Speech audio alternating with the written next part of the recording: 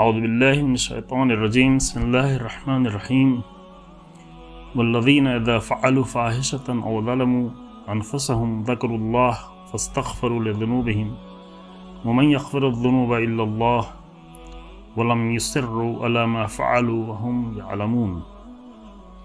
قرآن مجید کی یہ سورہ آل عمران کی 135 نمبر کی آیہ کریمہ ہے، جس میں ایک بہت ہی اہم مطلب کی طرف توجہ دلائی جا رہی ہے، اور وہ یہ ہے کہ انسان بہرحال کمزور ہے، اس سے غلطیاں ہو جاتی ہیں، کمزوریوں کی بنیاد پر وہ خطائیں کر بیٹھتا ہے۔ کچھ غلطیاں ایسی ہوتی جس کی طرف متوجہ ہوتا ہے، کچھ غلطیاں ایسی بھی ہو جاتی جس کی طرف انسان متوجہ بھی نہیں ہوتا۔ لیکن یہاں قرآن کہتا ہے کہ وہ لوگ کہ جو برے کام کرتے ہیں اور خود اپنے اوپر ظلم کرتے ہیں، کیونکہ جب بھی انسان کوئی بھی برا کام کرتا ہے، کوئی بھی گناہ یا کسی طرح کے نقصان کا کام کرتا ہے، تو سب سے پہلے وہ خود اپنی ذات پہ ظلم کرتا ہے، اور سب سے بڑا ظلم خود اپنے آپ پہ کرتا ہے۔ تو قرآن کہتا ہے جب یہ لوگ اپنے اوپر ظلم کرتے ہیں اور اللہ کو یاد کرتے ہیں اور اللہ کو یاد کر کے استغفار کرتے ہیں اپنی خطاؤں کی، اپنے گناہوں کی، تو کون ہے جو اللہ سے زیادہ گناہوں کو معاف کرنے والا ہے اور مغفرت کرنے والا ہے۔ بس یہ ہے کہ وہ لوگ اپنے عمل پر جو انہوں نے کیا ہے جان بوجھ کر اصرار نہ کریں، اس پر ڈٹے نہ رہیں اپنی برائیوں پر، بلکہ وہاں استغفار کریں۔ اور یہ بہت ہی حسین عمل ہے انسان کی زندگی میں کہ جب اس سے کوئی خطا ہو، کوئی غلطی ہو، تو وہاں پر انسان اپنے خطا کو چھپانے کے لیے اللہ کی بارگاہ میں دعا کرے کہ ہماری گناہوں کو معاف فرمائے۔ یوں تو اور بہت ساری خطائیں ہیں انسان کی زندگی میں۔ عام طور سے جب خطا کی بات آتی ہے تو انسان جو اس کی نظروں میں آتا ہے کہ گناہ کر لیا، مثلا شراب پی لیا، زنا کر لیا، معاذ اللہ، اس طرح کے اور دوسرے گناہ، غیبت کرنا دیگر۔ لیکن یہ سب تو اپنی جگہ پہ ہیں اور بہت ہی یہ سب بڑی خطائیں ہیں، کسی بھی خطا کو، چھوٹی گناہ کو بھی چھوٹا نہیں سمجھنا چاہیے۔ لیکن ایک بہت بڑی غلطی اور ایک بہت بڑا جو نقصان کا عمل انسان مسلسل انجام دیتا ہے وہ یہ ہے کہ کچھ غلط رسموں پر، غلط دین پر، غلط طور طریقے پر انسان چل پڑے اور اسی پہ چلتا رہے، متوجہ کیا جائے تب بھی متوجہ نہ ہو۔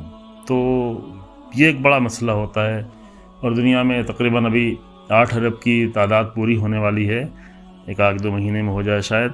یہ 8 ارب انسانوں میں اکثریت جو ہے وہ اسی مشکل کی دوچار ہے کہ جو ماں باپ سے چلا آیا ہے، جس دین پہ انہیں رکھا گیا ہے، جس دھرم میں پیدا ہوئے ہیں، انہوں نے کبھی سوچا ہی نہیں، کبھی فکر ہی نہیں کی کہ ہم کیا کر رہے ہیں، اپنی زندگی کس پہ گزار رہے ہیں۔ جن رسم و رواج کو ان کو پابند بنا دیا گیا بچپن سے، اسی پہ لگے ہوئے ہیں، جبکہ ممکن ہے بہت ساری چیزیں جو ہماری زندگی میں چل رہی ہیں وہ صحیح نہ ہوں، وہ عقل کے خلاف ہوں، وہ فطرت کے خلاف ہوں، وہ دین کے حق کے خلاف ہوں۔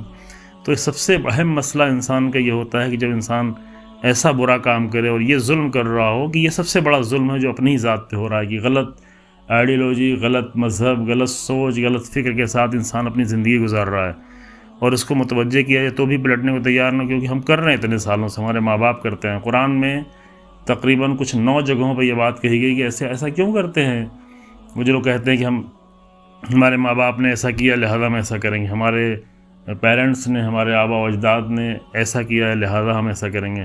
قرآن ایک بنیادی سوال کرتا ہے کہ کیا یہ نہیں ممکن ہے کہ تمہارے ماں باپ جو ہے وہ جاہل رہے ہوں، پڑھے لکھے نہ رہے ہوں، کہ واقعاً بہت سارے لوگ پڑھے لکھے نہیں تھے پہلے زمانے میں۔ پھر کیا یہ ممکن نہیں ہے کہ وہ لوگ جو اصل عقل مند نہ رہے ہوں، اتنی عقلیں نہ رہی ہوں، اتنی عقل کی بات ان کے سامنے نہ پہنچی ہو؟ اور یہ بھی ممکن ہے کہ وہ لوگ ان کے پاس ہدایت ہی نہ پہنچی ہو، ہدایت کی باتیں نہ پہنچی ہوں۔ تو الگ الگ آیتوں میں قرآن یہ سوال کرتا ہے، اور یہ بنیادی سوال ہے۔ قرآن کسی کو منع نہیں کرتا، ڈانٹتا نہیں ہے، فقط ذہن میں سوال پیدا کرتا ہے کہ جن باتوں پہ تم چل رہے ہو، جن لوگوں کی پیروی میں لگے ہوئے ہو، ممکن ہے کہ وہ بے عقل رہے ہوں، بے دین رہے ہوں اور جاہل بھی رہے ہوں۔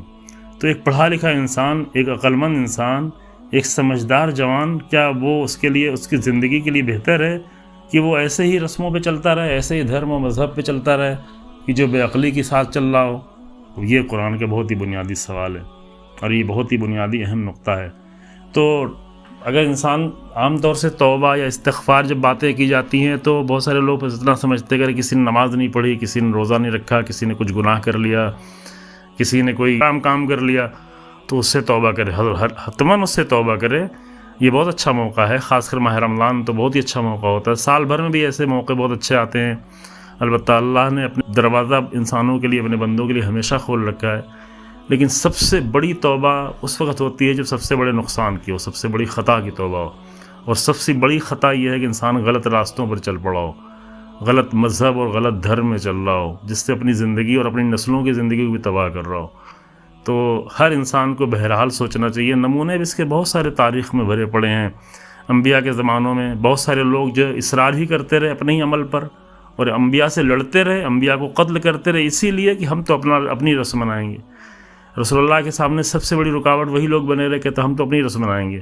لیکن اسی زمانے میں بہت ہی عظیم انسان ایسے تھے جنہوں نے سب کچھ چھوڑ دیا، اپنی سابقہ طریقوں کو. لڑکیوں کو قتل کر دیتے تھے، مار دیتے تھے، دفن کر دیتے تھے، اور ہر طرح کے فساد و فحشہ کرتے تھے. لیکن وہی لوگ اتنے پاک ہو گئے، اتنا اپنے آپ کو تبدیل کر لیا.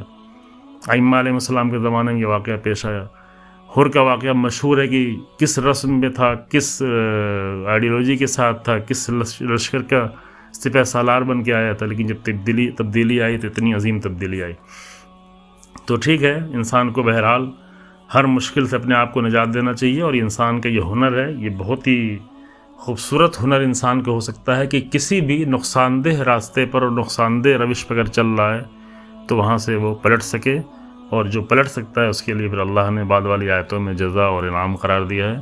اللہ کی بارگاہ میں دعا ہے کہ وہ اپنی رحمتوں سے اور برکتوں سے ہمارے ذہنوں میں، اور ہمارے بہت سارے جوان ہیں اس دنیا میں، مختلف دھرم میں، مختلف جگہوں پر لوگ ہیں کہ جو نہیں سوچتے اپنی زندگی کے بارے میں، اللہ ان کو سوچنے کا موقع دے اور وہ سوچ کر فکر کر کے صحیح راستوں کا انتخاب کریں انشاءاللہ.